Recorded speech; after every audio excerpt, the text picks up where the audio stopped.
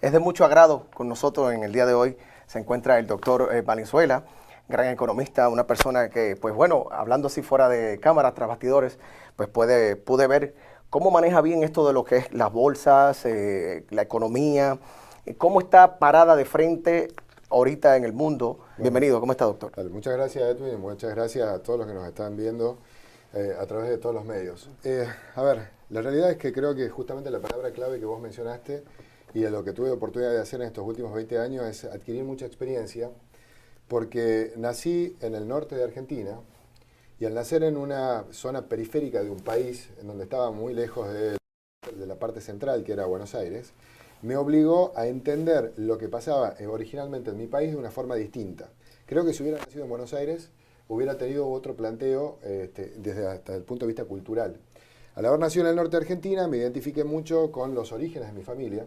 Los orígenes implicaban ser parte chileno, parte peruano, parte español, o sea, una mezcla de razas que se iban dando. Y eso me generó también de que quiera salir a conocer Latinoamérica y a caminar Latinoamérica. Y lo segundo que habías mencionado, decías que bueno, que yo tenía cierto expertise en temas económicos, y yo te decía, quizás lo logré a partir del hecho de que originalmente no estudié economía, sino que estudié Derecho. Mira qué bien. Y por estudiar Derecho, cuando empecé a leer sobre temas económicos, hice desde el desconocimiento y desde no entender. Entonces yo siempre lo que me planteé es, quiero que me expliquen de una forma en que yo pueda entenderlo.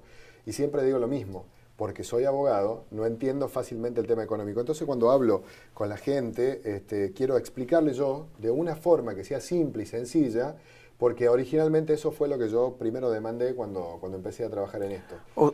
Usualmente, doctor Valenzuela, cuando uno se inclina para una carrera, ¿no? Es porque vio algo en su familia. ¿Hay alguien en la familia, economista, abogado, que tú quisiste seguir ese mismo rumbo, ese mismo plano? No, la realidad es que no había nadie en la familia que tenía esa función. En general siempre se han dedicado al tema de agrícola y bueno, obviamente que nos veíamos afectados por las condiciones de lo que pasaba en el precio de nuestro principal commodity, que era el azúcar en esa época. Entonces lo que quise entender es cómo se fijaban los precios, cómo se manejaba este tema de la oferta y la demanda, y cómo las crisis económicas de los distintos países terminaban afectando.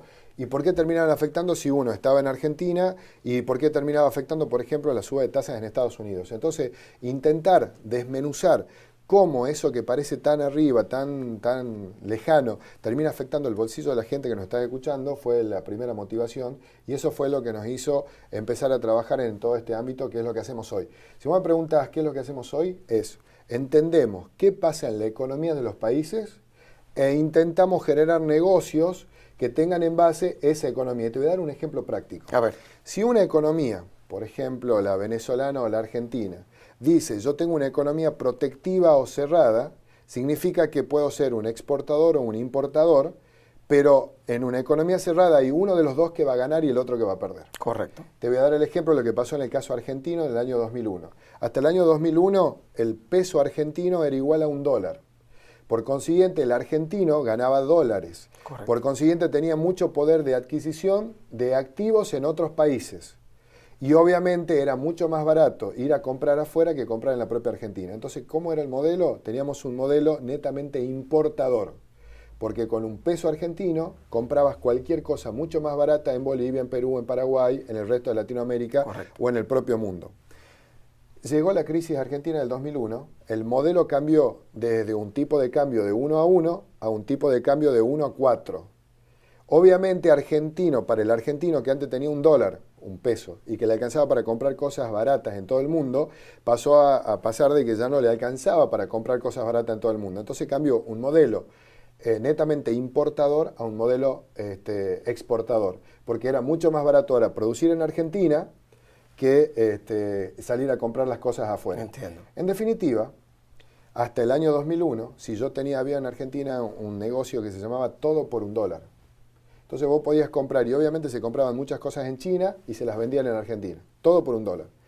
Ese negocio, que era netamente importador, al cambiarle el paradigma económico y hacer una devaluación tan agresiva, dejó de ser competitivo porque ahora ya no podían comprar todo en China.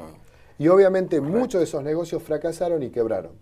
Lo que nosotros hacemos en la compañía es entender cómo se puede llegar a mover las variables económicas en el mundo y generar dinero o cambiar modelos de negocios, porque no siempre el negocio que es hoy es válido para mañana, porque las circunstancias pueden cambiar. Es muy interesante lo que me está diciendo, y de verdad que pues me gusta cómo lo descifras bien esto de la economía, pero cuando mencionas el 2001, me llevaste al 9/11, las Torres Gemelas, y yo sé que tú manejas muy bien este tema. ¿Tú piensas que la influencia del 9/11 tuvo que ver también en Latinoamérica? Necesariamente pasaron dos cosas a partir de eso. Lo primero es que hubo un cambio geopolítico muy importante. ¿Está? Eso generó un impulso económico internacional por este cambio geopolítico que se dio, y eso implicó un viento de cola en donde los precios de los commodities empezaron a subir lentamente. El commodity, que hasta el año 2000 se mantenía en precios especulativos pero a la baja, a partir del año 2000 empezaron a subir agresivamente, y eso generó de que haya mucho dinero yendo a América Latina y que América Latina se haya puesto en foco del mundo. Y después se dio la segunda circunstancia, que es el segundo gran momento que se da en la década del 2000, que es, el primero es el cambio geopolítico de las Torres Gemelas, y el segundo es el cambio geoeconómico, cuando en el 2007 entramos en la crisis de las hipotecas subprime y descubrimos que ya ningún lugar es seguro, y entonces, frente al hecho de que ningún lugar sea seguro, los ojos del mundo se pusieron sobre América Latina nuevamente para decir, ¿dónde están los negocios de economía real? ¿Dónde están los commodities que tanto suben el precio? ¿Quién los produce? ¿Dónde se produce el cobre? Chile, gran productor de cobre, y Antofagasta produce 3 libras de cada 10 que se negocian en el mundo. Vamos, si queremos cobre, vámonos a Chile. ¿Dónde está la soja? ¿Dónde está el trigo? ¿Dónde está el agua? Bien, vamos todo a América Latina. Y además había un activo, y yo lo pongo entre comillas con la palabra activo, que era un intangible que tenía América Latina, y que eran los 600 millones de habitantes que estaban mejorando su perfil económico y que cambiaban su perfil de consumo. Y por consiguiente había más cosas para vender. Entonces lo que pasó en esta década del 2000 fue un cambio geopolítico lamentable con el tema de la caída de las Torres Gemelas. Correcto. En donde eso inyectó necesariamente un perfil de crecimiento al valor de los commodities, la primera etapa, y en el 2007 el hecho de la inestabilidad económica en Estados Unidos y en Europa generó que digan dónde estamos y dónde podemos hacer negocio, vamos a América Latina, y ahí fue en donde algunos países como Perú, Chile o Colombia lo aprovecharon mejor y otros países no tanto. ¿Por qué se vende esto de la economía acá en Estados Unidos, de que Chile es el país más sólido? Sáqueme de la duda, corrobóreme ese dato. ¿Por qué se dice que Chile tiene una economía fuerte? ¿A qué se debe eso? A ver, yo lo que digo, y perdón, y no lo niego, Chile es un país sólido con una economía fuerte. Lo que no tenemos que desconocer es que es una economía pequeña y es chica. Y cuando yo hago negocios tengo que moverme en escalas. Chile lo que es un gran país que tiene una regulación y un sistema jurídico muy sostenido en el tiempo, con empresarios chilenos muy sofisticados que saben utilizar el mercado internacional para desarrollar sus procesos de negocios, un empresario chileno que se expandió sobre América Latina, que es dueño de las principales empresas en América Latina y por consiguiente ha generado una sinergia contra su propio país muy interesante, pero no deja de ser un mercado de 16 millones de habitantes y de personas, con lo cual Chile es una economía chica. Entonces yo siempre digo, hay que rescatar lo mejor sin enamorarnos de ese proceso. Correcto. No porque hoy estés bien, siempre vas a estar bien. Correcto. ¿Por qué? Porque en términos económicos siempre hay ciclos. Entonces yo lo que voy a mencionar es, Chile es un gran país, en donde tiene empresarios muy sofisticados, en donde su economía está fuerte, en donde tiene bajos niveles de inflación y en donde además por políticas anticíclicas sabe manejarse en procesos de coyuntura. No tenemos que desconocer que es un mercado de los de Latinoamérica, uno de los más maduros, por consiguiente un dólar que yo coloque en Chile no me va a generar otro dólar, sino me va a generar 10 centavos de dólar, y lo segundo es muy competitivo. O sea que entrar a la economía chilena a competir es bien complicado porque correcto, hay mucha madurez dentro de los que ofertan y venden servicios o productos dentro de la economía chilena. Y el tercer detalle es que a pesar de que quieran seguir consumiendo, tienen un mercado de 16 millones de habitantes. Por consiguiente, yo diría, ese es tu margen. ¿Cuánto venís creciendo en términos vegetativos a nivel poblacional? Ahora bien, lo que sí ha resultado muy interesante del empresario chileno es que habiéndose dado cuenta de esta debilidad, lo que dijo fue: salgamos a conquistar América Latina, y los empresarios chilenos son los principales dueños de empresas argentinas en donde sumaron 44 millones más de habitantes. Correcto. Son dueños de empresas en Perú, en donde sumaron 30 millones de habitantes. Y esa es la forma que vos tenés de expandirte. Y un poco, hablando desde donde estamos acá, de este programa, en Unicaribe, lo que yo les propongo siempre a los latinoamericanos es, aprovechemos el momento, seamos los propios latinos los protagonistas del éxito económico, ya que el mundo nos está mirando, y hagamos, como quizás pueden haber hecho los chilenos, es no pensemos solamente en la región en donde nosotros estamos, sino que veamos todo nuestro continente como una opción de negocios, porque eso además nos va a permitir aprovechar las distintas asimetrías que hay entre los distintos países. ¿Cómo ves a Brasil, doctor? Brasil que se está expandiendo en cuanto a tecnología, la red 4G, en esto de la cuestión de los smartphones y su economía sólida. ¿Cómo ves a Brasil en 2013? Lo primero que tengo que contarte es que cuando yo voy a los foros económicos internacionales, lo primero que dicen es que mal que está Brasil. Que mal que está Brasil porque está creciendo un 2.3%, un 2.4%. Que mal que está Brasil porque el real se devalúa frente al dólar y están empezando a tener un pequeño proceso inflacionario. Brasil es peligroso. Y yo digo, saquemos esto que me dicen en los foros económicos y digo, es un mercado de 220 millones de personas que por más que crezca el 2% es una enormidad en un mercado de 200 millones de personas, que es verdad de que hay volatilidad en esta etapa, correcto, que es verdad de que hay asimetrías sociales muy importantes, porque Brasil, a diferencia de países como Uruguay, como Chile o como la propia Argentina, hay muchos ricos, pero también hay muchos pobres, y esa asimetría hay que ir acercándola para que todos sean beneficiados del proceso económico. Pero Brasil es un gran país, es una de las economías que va a traccionar el mundo, ya lo está haciendo, pero desde América Latina es una de las economías que va a traccionar el mundo. Y yo siempre digo esto, nosotros tenemos que agradecerle a Brasil que América Latina se haya puesto en ojos del mundo, porque para muchos que están sentados en Nueva York o en el propio Miami o en la propia Europa, cuando ven el negocio sobre América Latina, dicen, está Brasil. Y alrededor de Brasil hay una serie de países en los cuales también podemos hacer negocios. Correcto. Y en esto no tenemos que tener falsos nacionalismos y de última, como digo yo, dejar el nacionalismo para la camiseta, para el partido de fútbol. Pero al fin y al cabo, y esto te debe pasar a vos, cuando yo te preguntaba cuál era tu origen familiar y yo te contaba el mío, para el gringo neto americano o para el europeo somos todos latinoamericanos. Correcto. No hay mucha diferencia entre argentino, correcto, venezolano, dominicano y demás, somos todos latinos. Así es. Y hasta históricamente había 3 virreinatos que eran los que nos nucleaban a todos. Entonces no deberíamos tener tantas divisiones, sino empezar a aprovechar los que nos entrega cada país y las potencialidades que tiene cada país. Pienso igual que usted, maravilloso. Doctor, viendo una Latinoamérica como está ahorita, ¿cómo usted la ve en digamos, en un 2015, 2020? ¿Cómo ve a Latinoamérica? Bien, compleja, y te voy a contar por qué la veo compleja. Porque de la misma forma que te dije que desde la década del 2000 hasta el año 2010, nosotros nos dedicamos a crecer.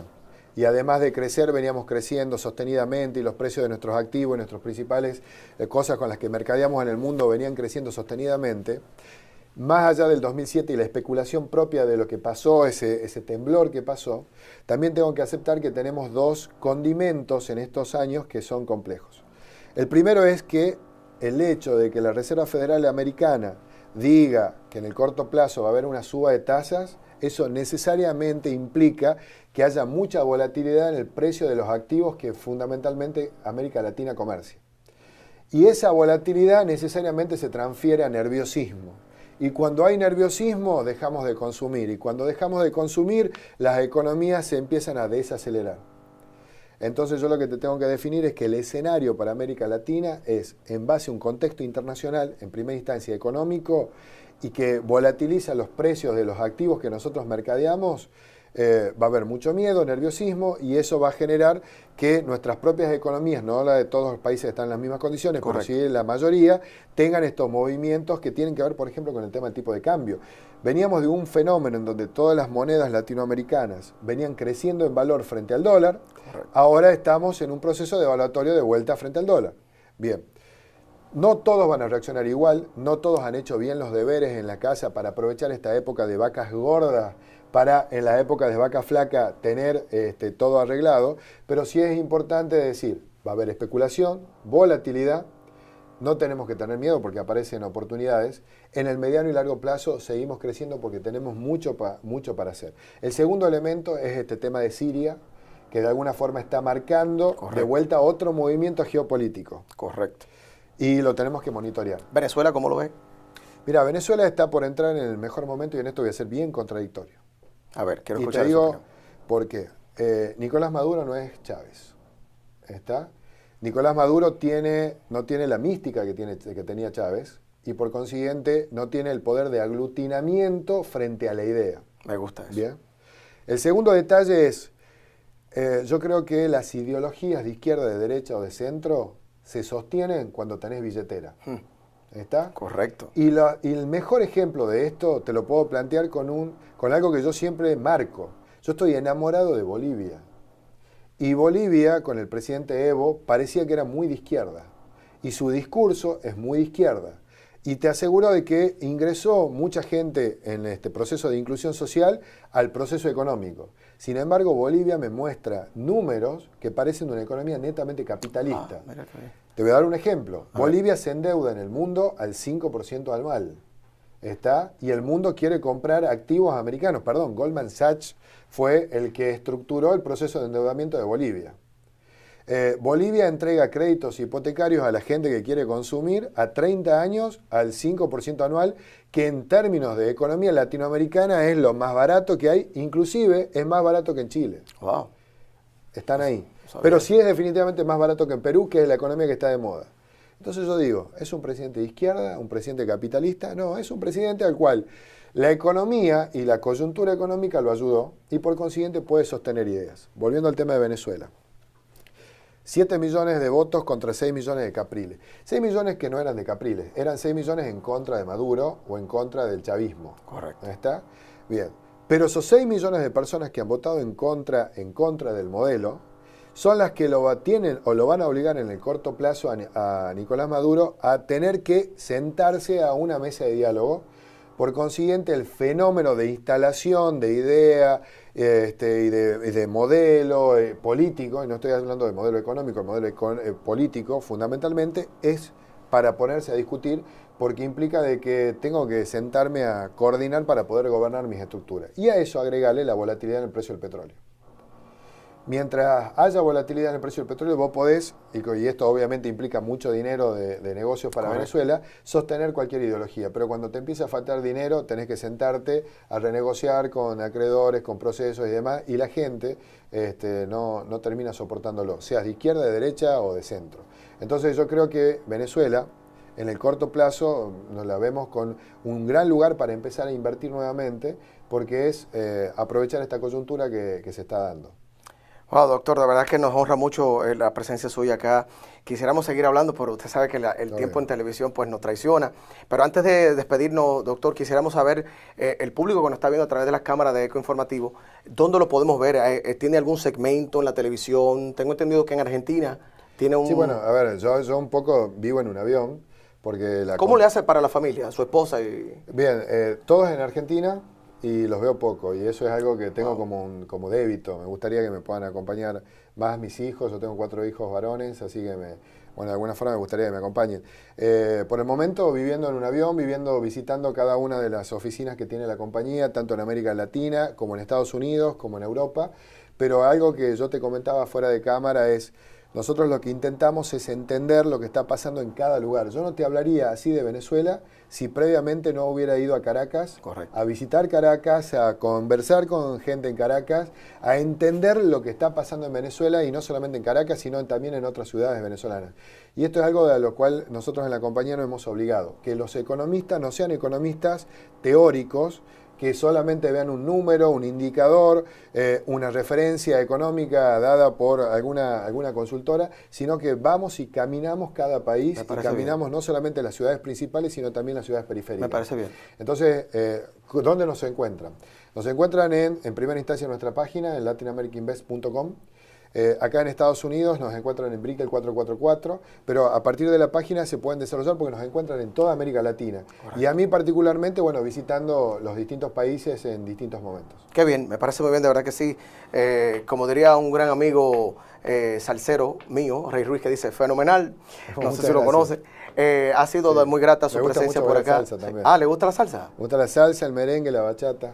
Mira qué bien, pues le voy a hacer una le voy a hacer llegar un regalo de la última producción de Juan Luis Guerra. Buenísimo. Sí. Bueno, y ahora estoy yendo a Panamá para la cumbre de inversores, de administradores de patrimonio, que también nos va a tocar ahí charlar un poco con los colegas, con los amigos, sobre qué es lo que están viendo en cada país. Así que eso también te lo voy a comentar en un momento y obviamente iremos a bailar en Panamá. Cómo no, me gusta eso. Y de verdad que sí, me gusta también cuando se da un baño de pueblo, porque como acaba de decir, no es solamente un economista de cuello y corbata mirando unos numeritos, sino también que usted se da un baño de pueblo mirando cómo está la economía de cada país. Y eso es muy importante, de verdad que sí, que lo felicito. Nosotros, y para ustedes que están allí a través de la cámara, de su receptor televisivo, ha sido pues la visita de nuestro doctor Valenzuela, economista, un hombre que tiene que ver mucho también con las bolsas de valores y cómo está cambiando la economía del mundo. Doctor, unas palabras más que quiera acatar, por favor. Muchas gracias, bueno, por esta posibilidad que nos dan. No crean lo que nosotros les decimos, tienen que verificarlo todo el tiempo. Correcto. Y la mejor verificación es lo que le pasa a ustedes en el bolsillo. Y la última es, piensen como latinos, pero para el mundo. Por más que vivan en Estados Unidos, en Venezuela, en Argentina o en Chile, el desafío que les doy es que piensen aprovechar este gen latino, esto que nos hace tan distintos, pero también nos hace tan especiales, para generar negocios en su país y en otros países, porque al fin y al cabo terminamos siendo todos ciudadanos del mundo. ¿Cómo no? Como la soñó Simón Bolívar, una Latinoamérica unida. Exactamente. Doctor, por favor, mil gracias. Edwin, Bueno, bien. Pues aquí llegamos al final de su programa. Gracias por la sintonía y será una entrega más de Ecoinformación.